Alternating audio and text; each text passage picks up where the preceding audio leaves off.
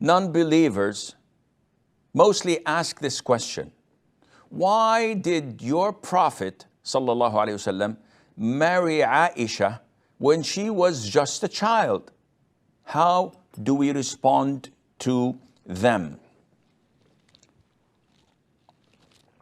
First of all, you do not have to respond to every question that you're asked.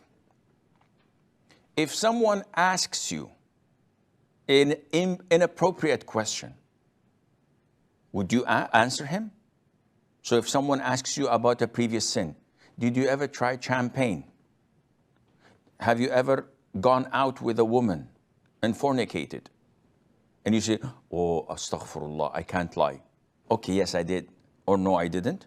No, you don't answer such questions. Now, if the person asking this question is someone who's objective, who's fair, who's just, who's interested in learning about Islam, no problem in answering him. If he is someone who's just trying to tarnish the reputation of Islam, trying to cast doubts in your mind, avoid him and do not pay any attention to him. But seriously, Sheikh, come on. Why did the Prophet ﷺ, when he was like 53 years of age, marry a child of 9 years of age? This is unheard of. Wait and don't fall into Satan's trap. Gather information, do your homework, make a research to understand the circumstances. Then you can answer this, inshallah, with clarity and transparency. First of all, the Prophet was 53 years of age when he married Ayesha. Was he married before that? Yes, he was married when he was 25 years of age. For a quarter of a century, he married a woman who was 15 years older than him. So he married a woman of 40 when he was 25 and remained married to her until she died when she was 65 years of age. This isn't the track record of a womanizer. Allahumma salli wa sallim ala Muhammad. This is the track record of a decent man. In the prime of his youth, being satisfied and content with an older woman for 25 years, definitely this man is a decent person. Okay, Sheikh, but again, why did he marry this child? After she died, that is Khadija, may Allah be pleased with her, he married a woman his age, Sauda bin Zam'a. She was also 50 plus years of age. Because she was a widowed and she was alone, and he wanted to console her by marrying her. And Ayesha, by the way, before the Prophet proposed to her, already Jubayr ibn Mut'im ibn Adi, may Allah be pleased with him, his father proposed to Abu Bakr for his son. So he proposed to Ayesha to get married to his son Jubayr. But when Abu Bakr declined, then the Prophet ﷺ proposed. Why did the Prophet propose, ﷺ? Because Allah ordered him to marry her in a revelation.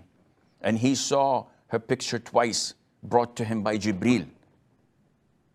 Why did he marry Ayesha? Because she was the daughter of his lifetime friend, his best friend, Abu Bakr.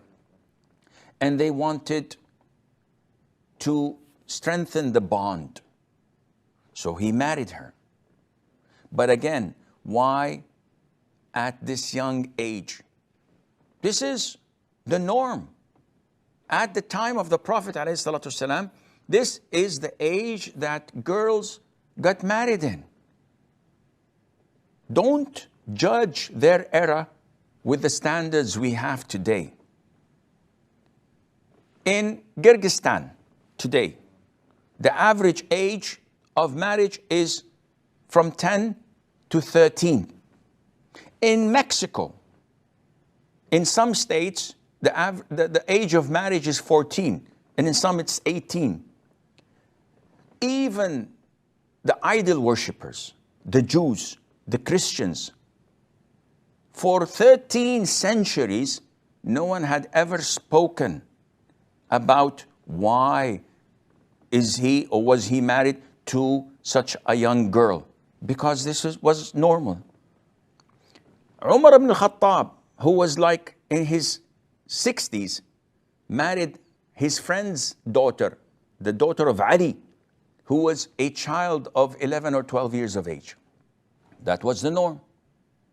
Abu Bakr, when his daughter Umar himself, his daughter Hafsa, when her husband died, he went to Abu Bakr, who was way older than himself, telling him or asking him to marry his daughter.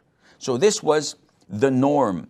And if you are objective, you will find that the Prophet ﷺ married a young girl, married an old woman, married a widowed, married the daughter of his fierce enemy, Abu Sufyan, married the daughter of a Jew, married different types and arrays of women to collect and combine and join the community and the society.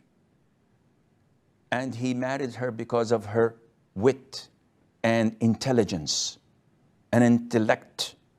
He knew that she would teach his ummah, which actually happened, the affairs of her religion.